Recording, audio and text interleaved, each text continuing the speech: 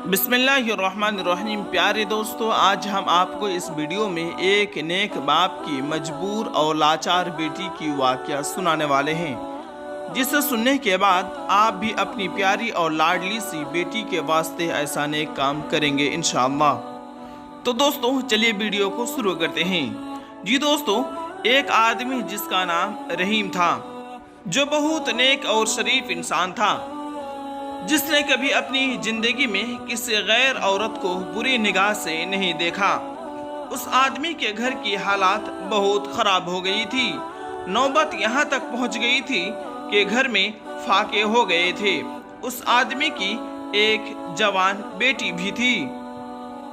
जब घर की बुरी हालात हद से बढ़ गया तो वो लड़की अपनी छोटी बहन भाई की हालात देखकर बहुत परेशान होने लगे।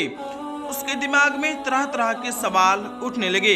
उसने सोचा कि क्यों ना मैं घर से निकलकर किसी काम की तलाश करूं, जिससे मैं अपनी घर वालों का पेट भर सकूं। उस लड़की ने यह सोचकर घर से बाहर अपने कदम निकाल लिए और काम की तलाश में बाजार में निकल पड़े।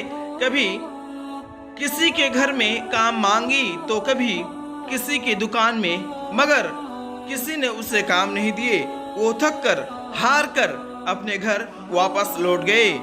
इस तरह करके कई दिन तक रोज वो ऐसे ही काम की तलाश में घर से बाहर जाती और शाम को थक कर हार कर घर लौट आती।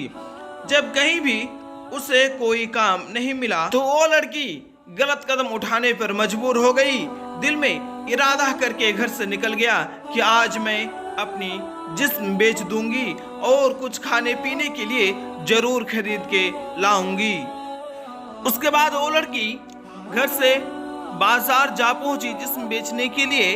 वहां गई और लोगों को अपनी तरफ आकर्षित करना शुरू कर दिए और लोगों को अपनी तरफ खींचने की कोशिश करती रही, लेकिन किसी ने भी उस पर ध्यान नहीं दिया।